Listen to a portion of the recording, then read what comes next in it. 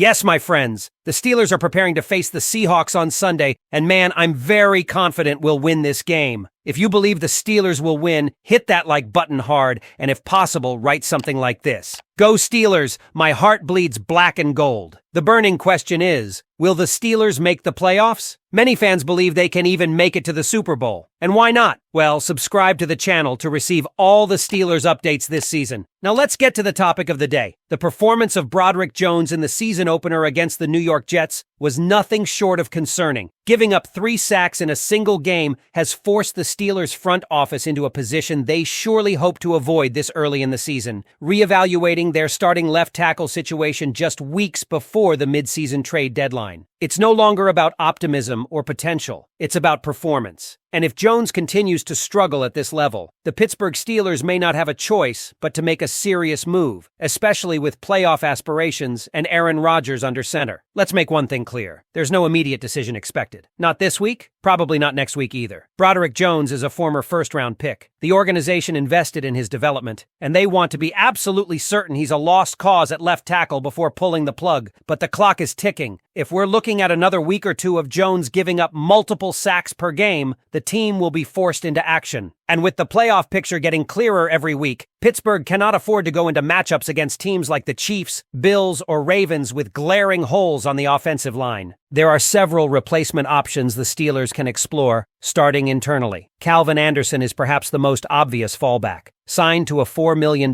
deal over 2 years, the Steelers clearly have a level of confidence in his ability to step in and hold the line. He's been a serviceable swing tackle in the NFL and has shown flashes of competency when called upon. Then there's Andrus Peat. Though traditionally more of a guard, Peat has played left tackle in the past and impressed in this year's preseason. His veteran experience and performance during camp might make him the most reliable in-house Band-Aid if Jones continues to underperform. There's also the unconventional suggestion of moving tight end Darnell Washington to left tackle. As intriguing as it sounds, this is likely a last resort move. Washington has all the traits: size, strength, blocking ability, but lacks the reps and technique required to anchor the line against elite pass rushers. It's one thing to stonewall guys in practice. It's another to line up across from Myles Garrett or Chris Jones on Sundays. Plus, Washington's contributions as a tight end, especially in the red zone, would be sacrificed entirely. Still, if it came down to pure blocking ability, Darnell might genuinely be the best they've got. But let's be real. Steelers Nation is mostly interested in the external options, the ones that feel like real moves. Options in free agency are slim, though a few names stand out. Isaiah Wynn is one such option. Once a promising tackle, he's spent recent years playing guard in Miami and hasn't played left tackle full-time since 2021. Bringing him in cold off the couch isn't ideal. Compared to Peat, who's been active and engaged in the system, Wynn feels like a downgrade in familiarity and possibly in performance. David Bakhtiari is another familiar name. His all-pro history and connection to Aaron Rodgers make him an intriguing candidate, but he hasn't played consistently in years, and his durability is a massive question mark. Signing Bakhtiari would be a gamble, perhaps too risky for a team that needs immediate, stable protection for their quarterback. The nostalgia is nice. The reality might not be.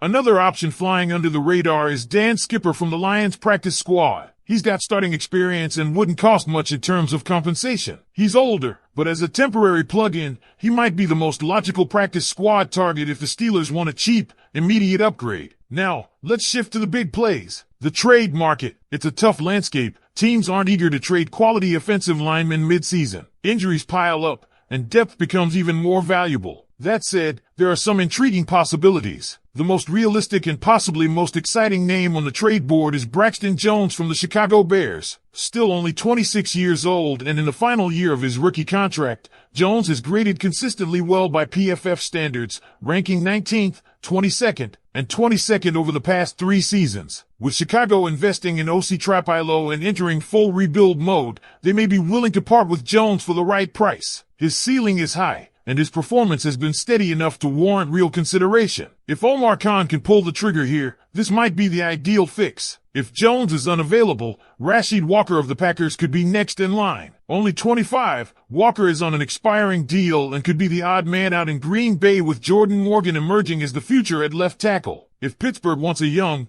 athletic lineman with upside, Walker makes sense. Again, it all comes down to price and Green Bay's willingness to move a current starter. Then there's Jawan Taylor from the Chiefs. He's been inconsistent and heavily penalized, but has Super Bowl experience and elite athletic traits. The caveat here is that he plays right tackle, so acquiring him would likely mean shifting rookie Troy Fautanu to the left side, a move that adds another layer of uncertainty to an already unstable situation. Cam Robinson is another veteran worth watching. Traded last year to Minnesota and now with the Texans, Robinson is a seasoned pro. He's currently starting in Houston, but might be made expendable if Titus Howard slides back to tackle and rookie Randy Ursery proves ready. Pittsburgh used a similar strategy in the past. Could they repeat the move for Robinson? Jermaine Illuminor of the New York Giants is a name worth monitoring as the Pittsburgh Steelers navigate their left tackle dilemma. Playing on an expiring contract for a team that appears headed toward a rebuild, Illuminor could be a realistic trade target before the deadline. Although he currently lines up primarily at right tackle, his career resume shows valuable positional flexibility. He has logged snaps at multiple spots across the offensive line and proven he can adapt to a variety of blocking schemes. For Pittsburgh, which desperately needs stability on the offensive front to protect the quarterback and sustain its run game,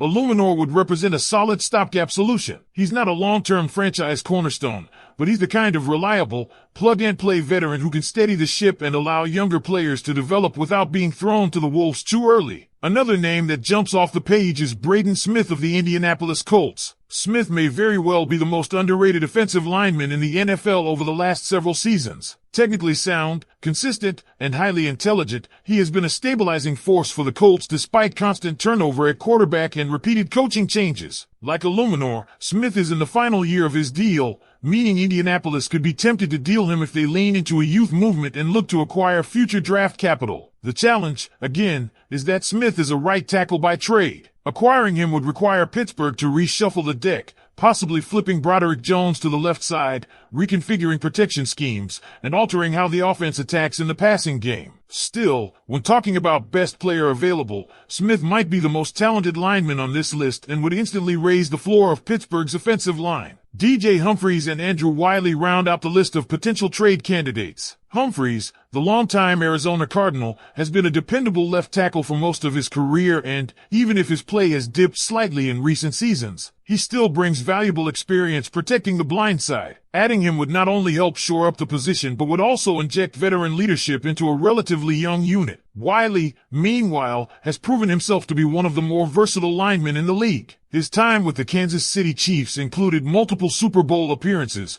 and he now plays in Washington, where he has starting experience. Wiley's ability to play multiple positions along the line could make him a valuable depth piece or spot starter if the Steelers prefer a lower cost, lower risk option. So, Steelers fans, what's your move? Would you take the pragmatic route with Jermaine Illuminor, swing big for Braden Smith, or lean on veterans like Humphries or Wiley to hold the fort? The clock is ticking, and the offensive line could very well determine whether Pittsburgh makes a serious playoff push or ends up watching from home come January.